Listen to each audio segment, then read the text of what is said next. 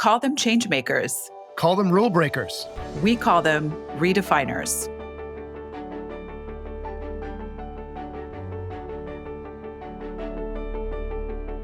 Hello, everyone, and welcome back to Redefiners.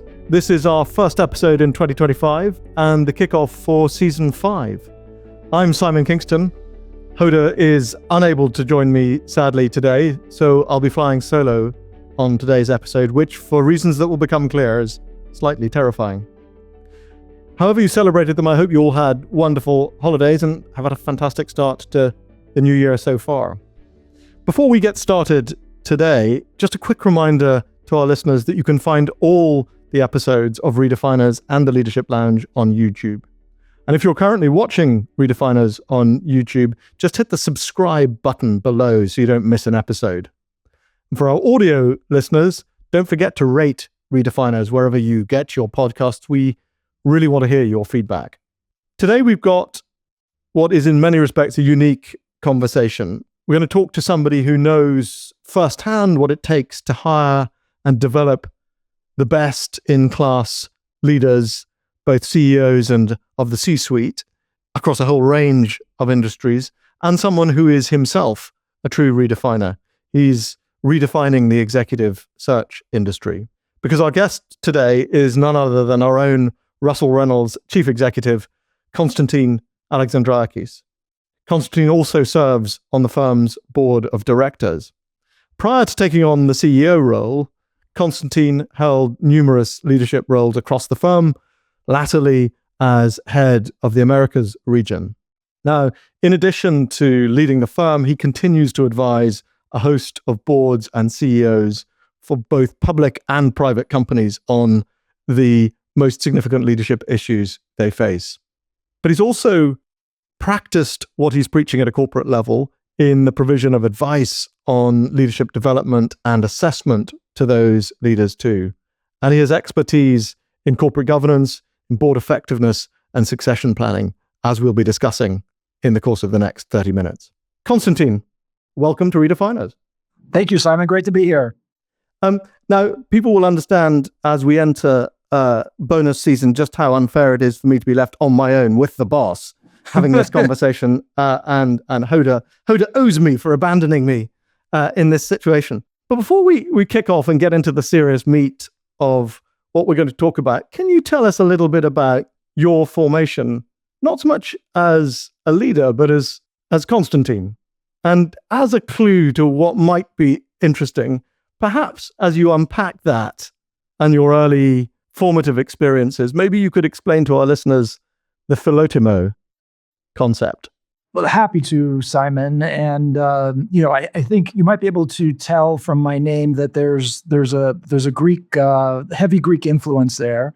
And both my parents were raised in Greece. My mother was born in Egypt, but raised in Greece. My father was born on the island of Crete, and they lived very interesting early lives and kind of difficult lives at that time. The Greeks were kind of exiled from Egypt when she was a young child, and they were refugees in Greece. And my father lost his father and his grandfather in the Second World War. They were executed by the Nazis when their village was invaded. So I mention that because I think part of my formative elements and literally DNA has been around the importance of family and helping your neighbor and doing good for others, which my parents had to experience as they grew up in those environments and as they came to the United States for education and subsequently becoming university professors. So one of the things I was raised on was this concept of the Greek word philotimo, which if you Google it, you'll see there's no real translation, but the meaning of it is around helping others, giving of yourself, generosity, kindness, and treating others with respect. And that's a key element of the Greek culture. It's a key element of the culture that I was kind of raised with, and it's a key element of how I like to work with colleagues and lead our organizations and our clients. And that idea of deep cultural formation is fascinating because it comes through that sense of solidarity that was clearly bred into you from a very early stage. We'll get into this a bit later, perhaps, but to what extent can that be taught and replicated in a business context? Or are you born and raised with it? It's a good question. I mean, I think everyone, no matter what culture you're raised in, there are, values associated with that, positive values and ways of interacting with fellow human beings that shape one as they go through school and life experiences, right? I think that the way that's translated into organizations is through organizational culture. And every organization, most organizations have a culture, and it's a combination of the shared values of the people in that organization and the sort of the emotions and the way that community is formed in that organization, the way work gets done in that organization. So, and I don't think any of those things, Simon, if I'm answering your question correctly, are static. I think they're pretty dynamic, and they can certainly evolve as organizations evolve, and they certainly evolve as the people within that organization change, or as as different people come into that organization, but also as those individuals grow and evolve their leadership styles, evolve their ways of working. So I think for anybody, it's a pretty dynamic experience throughout their careers, and for any organization, it's a pretty dynamic activity. Well, I think we're going to loop back to that, both as it relates to us here at Russell Reynolds and the wider industry. But reverting for a second to you, from that really rich family background, how do you think your time in law school shaped you? What did it give you that you then took into your career? Law school was interesting. Law school is, academically, it's a very challenging experience, but it really helps you think. And I think in my career, it's helped me cut through information or issues or topics. You learn that in law school. How do you figure out what the key pieces of information are in a cluttered set of data and information? And how do you build results on those key pieces of information? So it's probably both a benefit and a curse. The benefit is that training allowed me to really learn how to get to the bottom of things and to kind of slice away the noise and get to the heart of problem solving. The curse is probably that sometimes it can help me get to that in a way that may not look at all the noise in the system. And I've had to I've needed to learn how to balance that. And that was going to be a question I had, because I think among colleagues, you're really respected for the clarity of your analytical capability, that almost forensic legal training coming through, perhaps. Is that how you see yourself as a leader, as somebody who leads through persuasion and force of argument? No. I could see that stereotyping out there, but no, I see myself more as somebody who kind of listens, considers, and then tries to help the team get to the conclusion. Although I will say that style has definitely evolved through many years of different jobs, different levels of responsibility, and so on. And I'm sure you've read Ty Wiggins's book, The New CEO. He talks a lot about the CEO transition and how does one sort of evolve their approach in a completely different job, which is what being a CEO is. So I think there are a lot of parallels in how he describes that with the journey that I've been on, and I know the journeys that many other peers have been on. And let's talk a bit about that. You became our CEO in 2022. Unlike some of the other people we've interviewed on Redefiners, it wasn't in the context of an emergency. It wasn't sudden. It was planned. And with that in mind, I mean, how did you think about the things that you chose to do and the things you chose not to do early on in your time as CEO? Look, I was, as you sort of said, I was very lucky to come into a role where the firm was very successful, doing great work for its clients day in, day out around the world. And the situation was more of a build on the greatness versus do a turnaround or a transformation. But the complicating factor, which I think is true for many CEOs today, is the challenges, the macro challenges outside our doors were multiplying at a significant pace, whether it was global geopolitical unrest, which had been, not really been an issue for many, many years, social upheaval, rapidly advancing technological opportunities and challenges were and are moving very quickly and advancing. And any enterprise today needs to hit those head on. So to answer your question, what I did quickly was I felt like we needed to hit the ground running.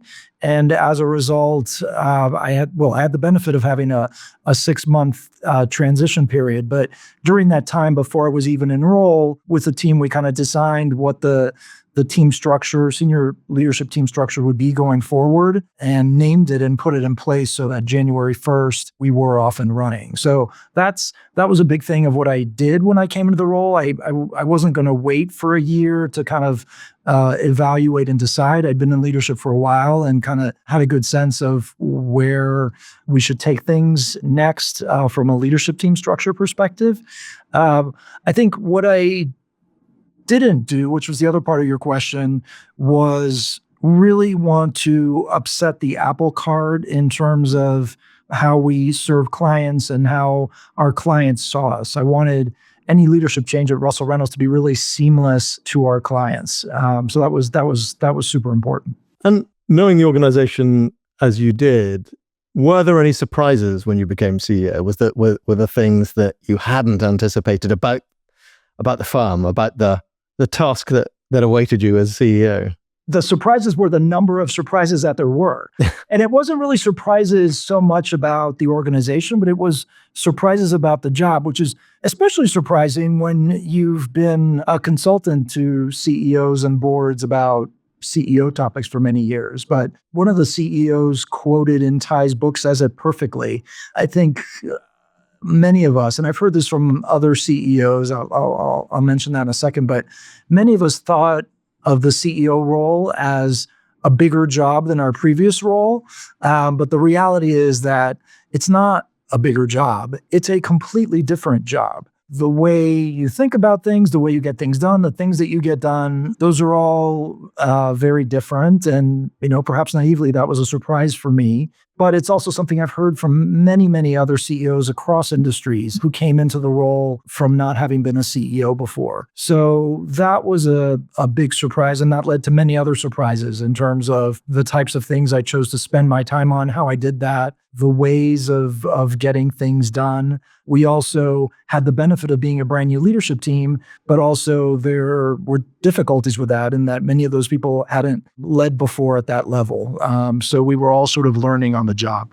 And if you were to pick out a couple of those, the differences in the way you are a CEO now from how you began and how you expected, what are some of those things in terms of how you do what you do?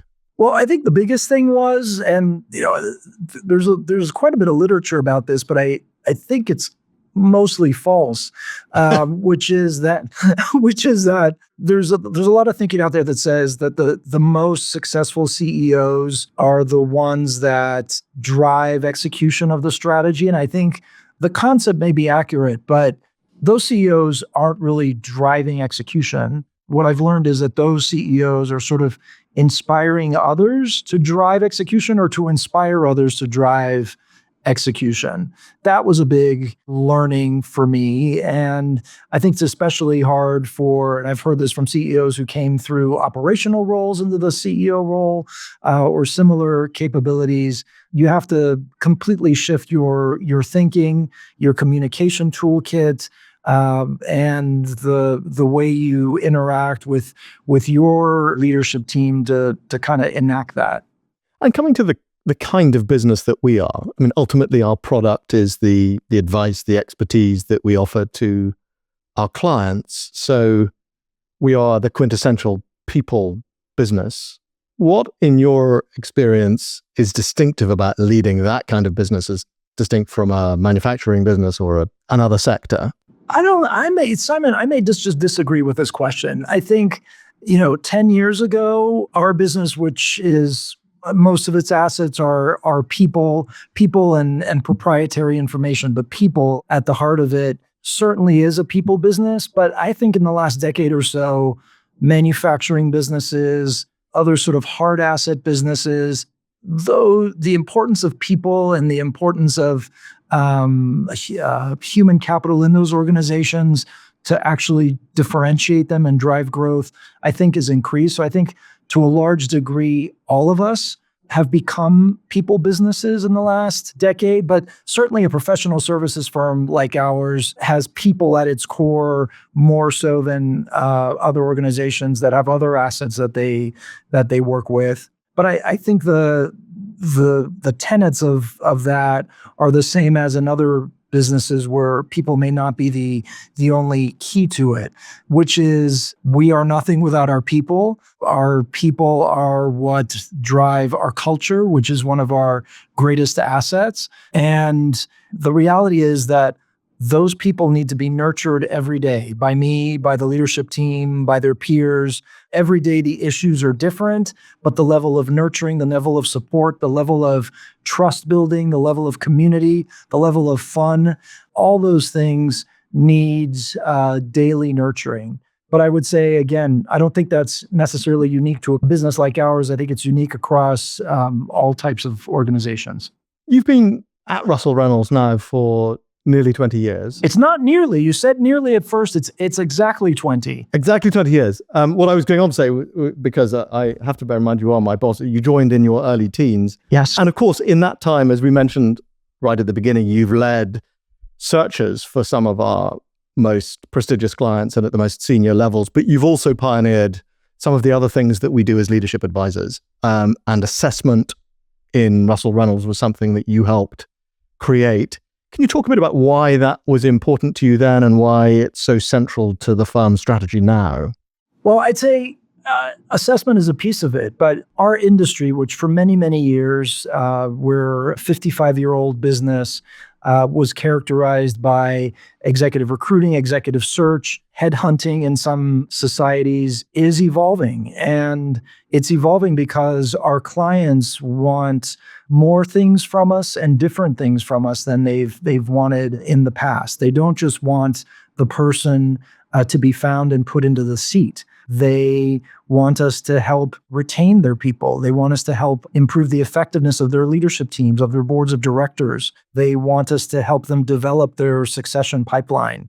And as a result, we're having to redefine our industry. And we're actually kind of defining a new category, which includes the search pieces of what we do, which will always be important, and these other things around search that are also increasingly important to our clients. And that category is the leadership advisory category, which has sort of been nascent or dormant or whatever you want to call for many years. But our legacy search category is moving into that new category of leadership advisory. And our objective as Russell Reynolds is to define that category and to be viewed as the best firm in that category. And as part of that, there must be a shift in some ways from a focus on individual leaders to teams of leaders. Clearly, we're never going to abandon that focus on the most senior leaders, but groups of people that we help to identify, to develop, to plan succession for. Can you talk a little bit about that, about best-in-class groups of leaders? Yeah, I wouldn't say there's a shift in focus, but it's an add-on focus. And our business for many years has been focused on the individual and still is and will be, but the additional focus of how those individuals interact within an organization, on a leadership team, on a board of directors is certainly something that our clients are asking us about increasingly. And just realistically, the way a leadership team works together has always been important. But when you think about some of the technology that is starting to appear as an opportunity for companies to really advance their businesses, generative AI is not technology that sits in a particular part of the company. It's a tool across the entire organization that can really enable teams, and especially leadership teams, to think about the business in new ways and how work gets done within that business, what the opportunities are, how quickly you get to those opportunities. We've worked through our CEO AI labs with CEOs around the world on this topic, and all of them say that leadership teams need to kind of transform how they work from a collection of vertical silos to truly working together horizontally across the enterprise in order to really take advantage of the new opportunities that technology presents today. We had the opportunity to participate in one of those AI labs for the social impact sector, and it was fascinating, both the potential for transformation, but also to be with a group of leaders who were humble enough to be learning together at once. I mean, confessing in a way what they didn't know to each other and discovering the potential of that technology amongst other things together was a really fascinating part, I think, of the access that we have providing those sorts of advisory services to people who are shaping the way the world is led. It's always fascinating to get into a group of peers and hear the frustration, the vulnerability, especially on a topic like AI, which for the past couple of years has been everywhere, has almost become a cliche. But now we're in a period of really entering, what does it actually mean? How can organizations really thoughtfully leverage it? And where is it going to take organizations, companies, and industries going forward? And there are no easy answers to any of that. And CEOs and other leaders really appreciate being able to get together and brainstorm that in a way that helps them move the ball just a little bit forward each time. And you talked compellingly about that evolution of our firm into a leadership advisory business. When we think about the other parts of the body, Russell Reynolds, what else have we added? You talked about Ty Wiggins' book and the CEO transition insights that he's helping us bring to clients. What are the other tools that we've added as we make that move ourselves to being truly the leadership advisory firm that we want to be? So RRA Mentor is one where we've partnered with esteemed and storied retired CEOs and CFOs in many parts of the world to bring them together with newer CEOs or CFOs who might need a mentor who's walked in their shoes and can serve as a sounding board for them. RRA Artemis is another effort where CEOs have nominated female leaders from their organization who are potential future CEO successors, have nominated them to be part of a one-year program that's a development program for future CEOs designed by women for women, and has really brought to the market something that has not existed before. Our top team effectiveness consulting work is helping leadership teams, large and small, really improve the way they work together and how they support their organizational needs. There are many other examples like that, but those are three of them. Next week, the leaders of the world, or many of them, are going to be meeting in Davos, and amidst a cacophony of challenges and disruption and volatility in the world, this question is also, it's not so much cheeky as unfair, because if you knew the answer to it, you wouldn't need to go. But what do you think is going to be on the agenda? What do you think is going to be foremost in the minds of that group of leaders? I don't think the topics are going to be too surprising. If I had to kind of predict what the informal conversations are going to be, I think geopolitics and alliances, tariff regimes, the impact of new leaders in various countries around the world. I also think what's been true the last couple of years will probably be true again in terms of technology innovation, the opportunities that come with it, and both the opportunity and challenge related to generative AI integration and digital transformation will be important. And this one might be the most important one of all, this sort of notion of trust across organizations, across entities, trust in one's government, trust across societies, cross-border trust. That's probably one that is also going to be talked about a lot, not only from a societal and government perspective, but also as organizations come together with their customers. How do we reinforce trust in a time of geopolitical uncertainty and diplomatic roadblocks in certain parts of the world? And on that, because that links in a way to this idea that we live in an era not just of misinformation, but also active disinformation in some places. What's your advice to senior leaders about how far they can go to engender trust that is beyond their immediate business? Because on Redefiners, we've heard kind of two very distinct views when we've talked to senior leaders about social issues and whether they should be engaged with them. Some say, yes, we have to be because it's a basic principle of doing business. Others say, no, stick to your swim lane. Given that, as you say, trust may be the rarest and most valuable of assets in the current environment, what would your advice be to leaders about how far they should go to try and engender it? I don't necessarily have the answer to that, but I do have a sense from having talked about it with many leaders around the world. So there's trust inside your organization, and there's trust, as you say, outside in your communities, in the customers you serve, and beyond. I think at the end of the day, each of us, through our actions, build trust indirectly. And yes, there's this debate all the time about how vocal should leaders be about social issues and issues outside the walls of their organizations. At the end of the day, if you're demonstrating your values within your organization, you're demonstrating your values to your customers and to your communities, that says almost as much as any specific proclamations you might make. And that's an important element, I think, of how socially responsible organizations function. One of the other things you mentioned is the geopolitical one, and the sense that we live in a slightly fracturing world at the moment. One of the things that leads to is kind of hyper-regionalization, a move away from global norms and global assumptions about how businesses and governments interact with each other. Does it seem like that to you at Russell Reynolds? I mean, how do you think about our business, which is a global one, but where we operate in markets that can sometimes seem to be moving apart quite dramatically politically? What's been the approach that you've taken to thinking about that and what it means for our strategy and how we empower leaders in the regions of the business?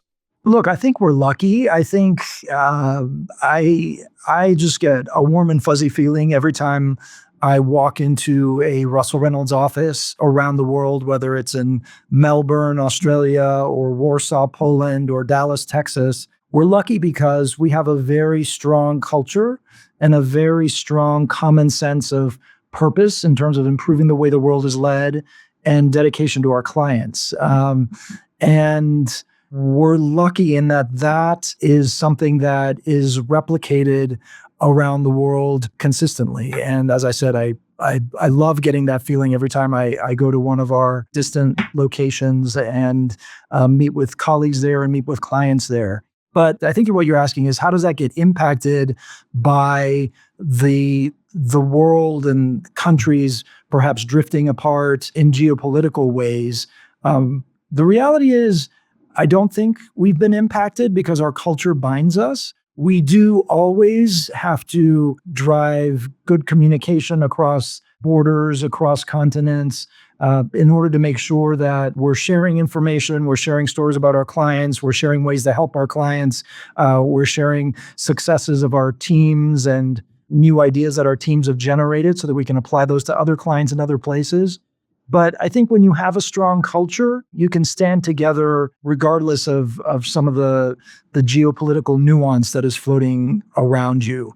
Now, is that something that becomes particularly difficult as those geopolitical pressures grow and get into something that we may not have encountered yet? Possibly, which is why as a leadership team, we have to be nimble and we have to always be ready to react and support our teams through anything unexpected that happens.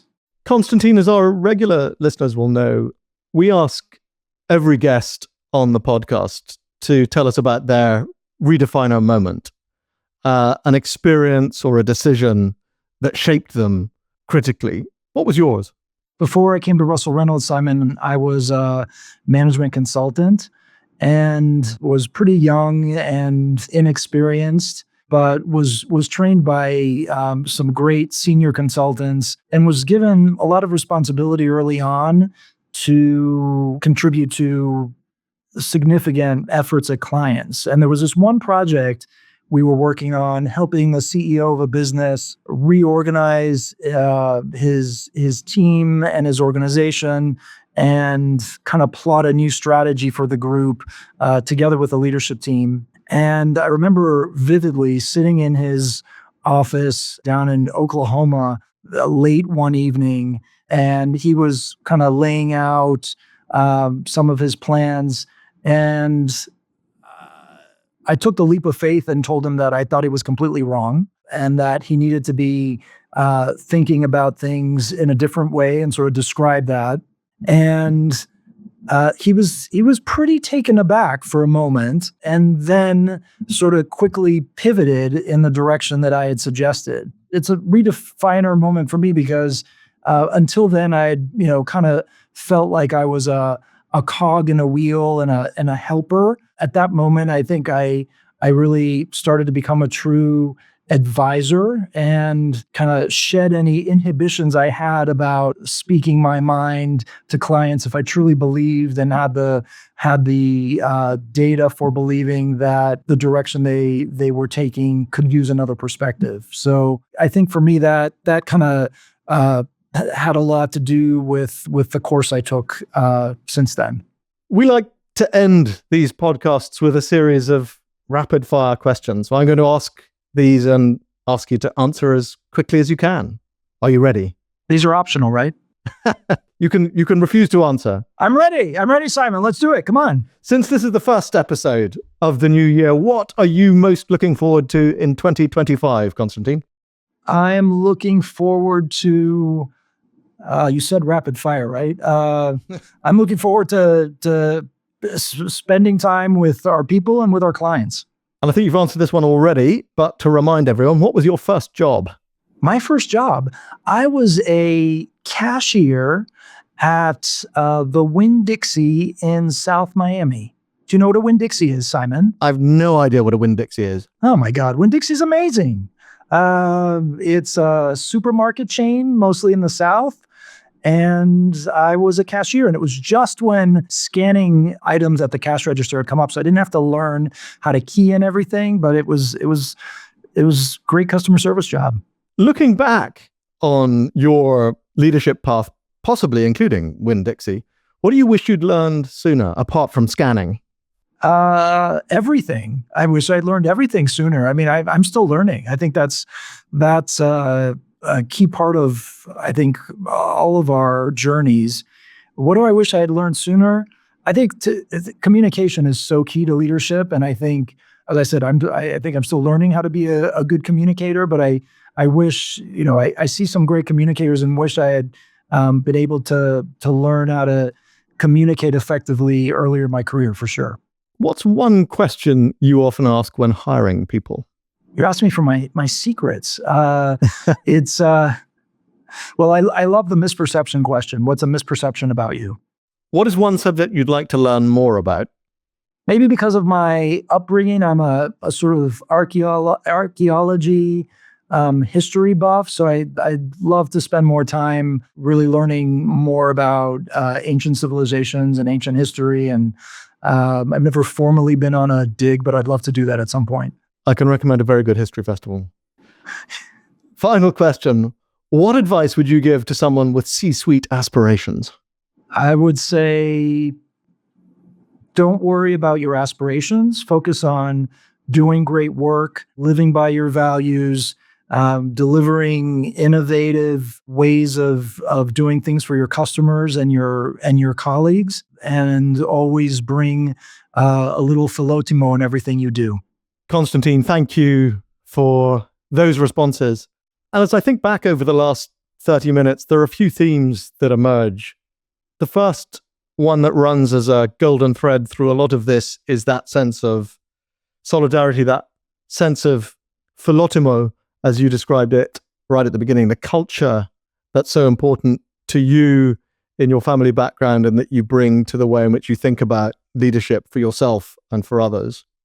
The communication of that was also something that you talked about consistently, as well as the evolution of our business, a move away from a focus on a transactional approach to executive search to something that is a much more holistic support for leadership, decision-making, development, both for individuals who lead businesses and other organizations and for teams of leaders. And that was fascinating to hear how that evolution is continuing. But I was also really struck by your rejection of my question about whether leading a people business is somehow different in type from leading other kinds of businesses. In your view, to paraphrase, we're all leadership businesses now, and a really important insight into the way you lead and the way some of the most significant leaders we advise lead. So thank you. I think you have lived up to the advisory standard that we set ourselves in the advice that you've given to our listeners today. Thank you for finding the time and joining us on Redefiners.